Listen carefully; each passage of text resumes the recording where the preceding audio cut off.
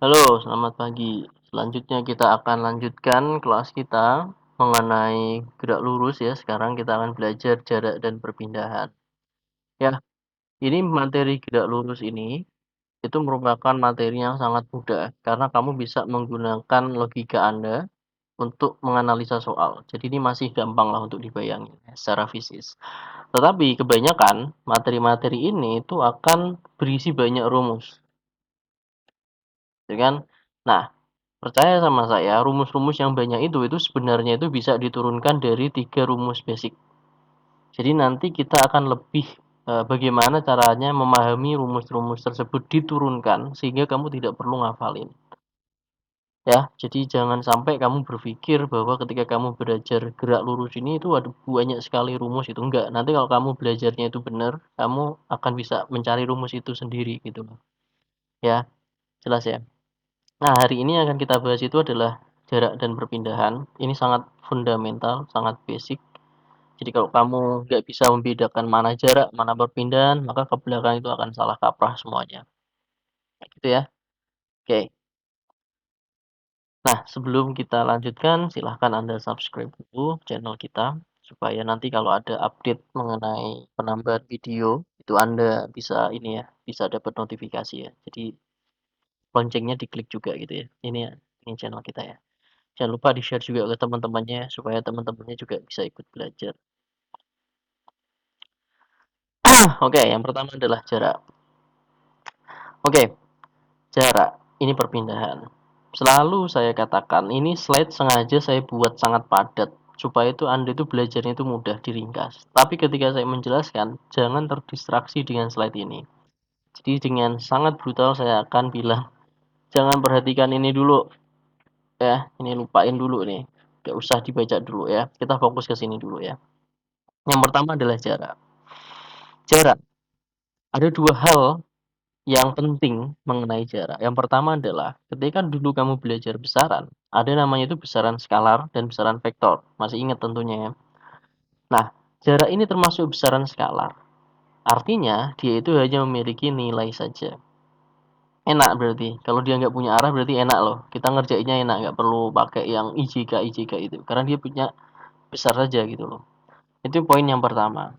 Poin yang kedua adalah si jarak ini itu hanya bergantung dengan panjang lintasan. Nah, panjang lintasan di sini itu merupakan kata kunci ketika kita mengerjakan soal. Maksudnya panjang lintasan itu gimana? Dulu waktu kamu main Tamiya gitu kan, kamu tahu kan ada lintasan yang berbentuk seperti ini, misalkan gitu kan. Nah, jarak ini tuh bergantung dengan lintasan, panjang lintasannya. Jadi kalau panjang lintasannya seperti ini, otomatis jarak tempuhnya yang ngikutin lintasan ini, gitu loh. Nah, sekarang saya berikan contoh. Misalkan di sini kamu berada dari titik A mau menuju titik B. Titiknya sama nih, A dan B di sini nih, tetap nggak berubah-berubah.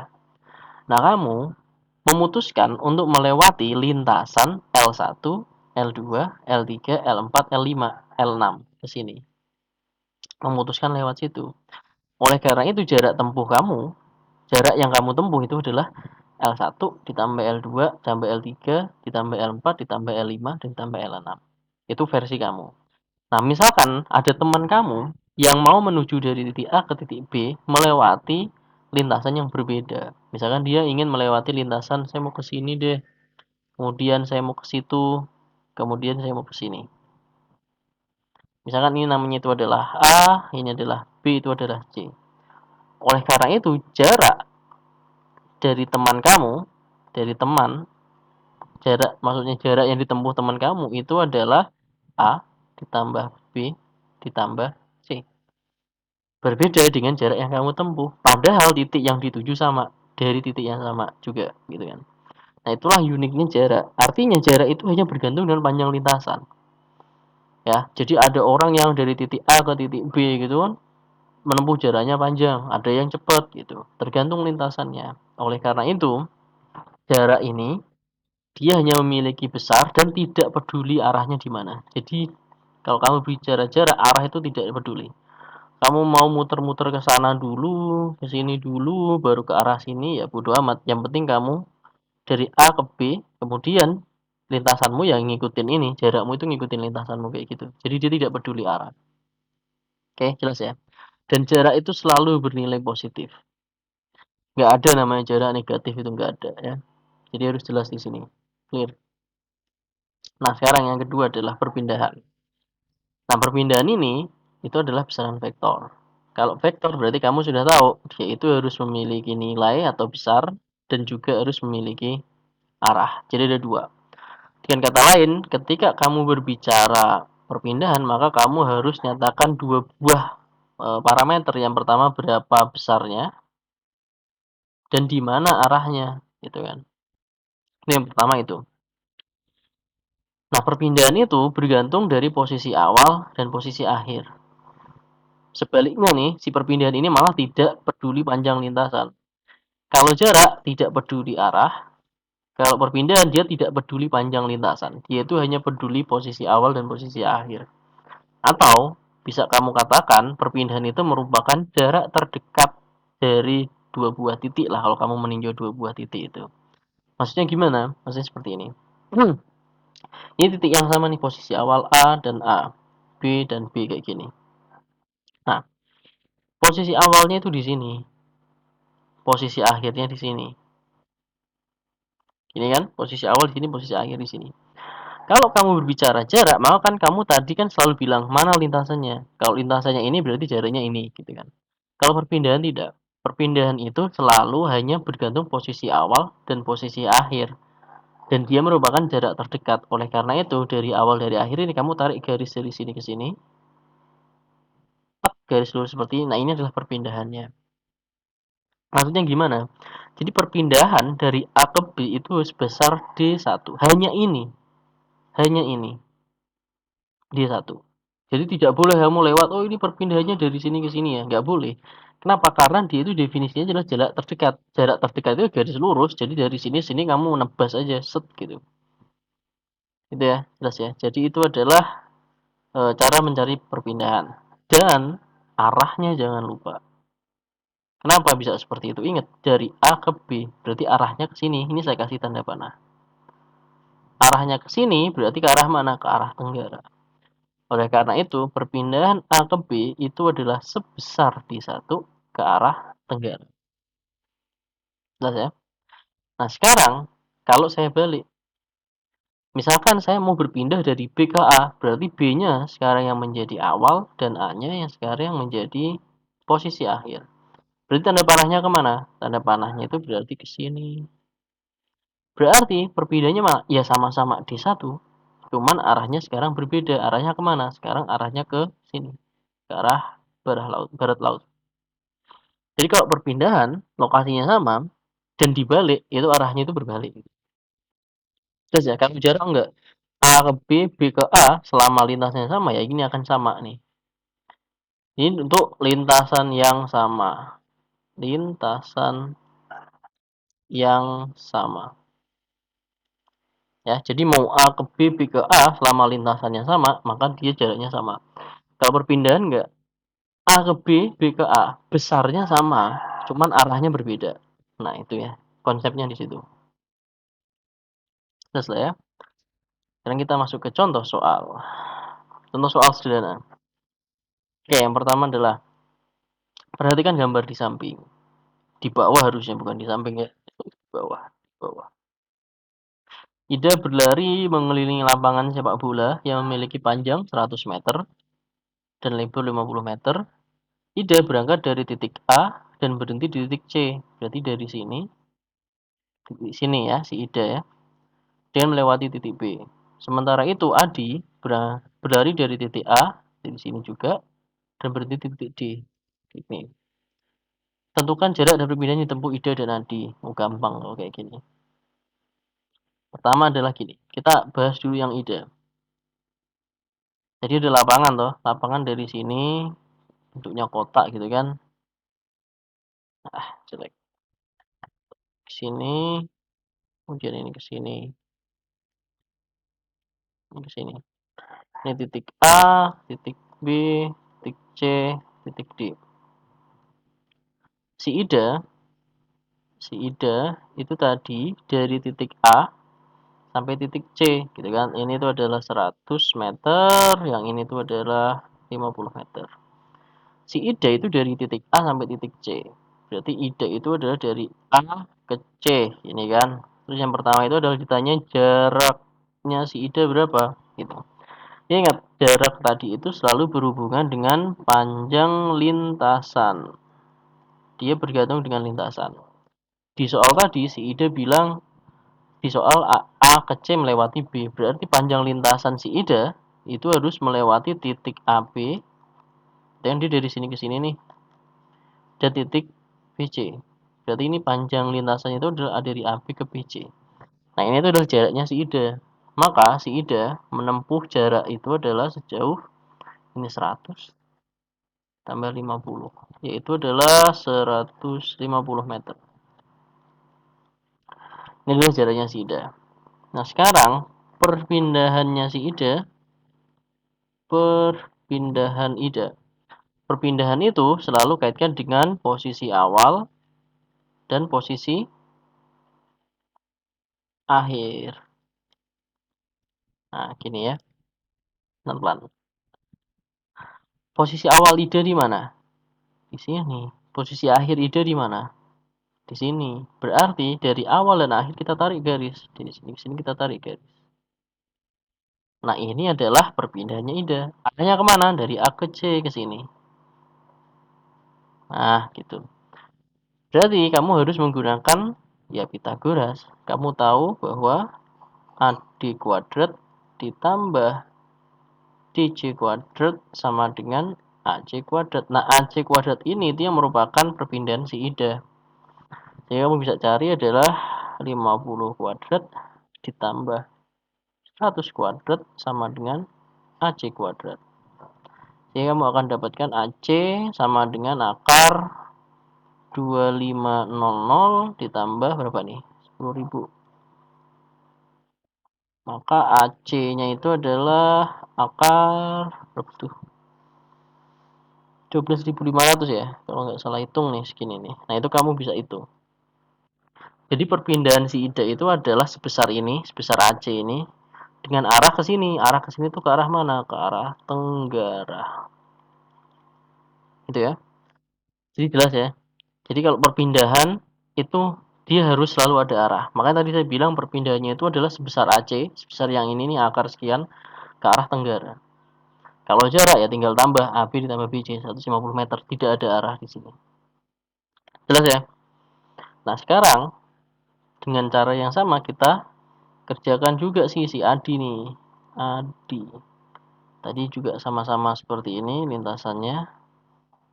Ya anggaplah ini kotak bagus gitu kan. Dari A, B, C, D. Si Adi tadi bilang katanya dia dari A sampai titik D kan kayak gitu. Ini 100 meter, ini 50 meter. Berarti jarak Adi itu sama dengan lintasan dia kan. Sama dengan lintasan apa nih? Lintasan A ke D itu apa?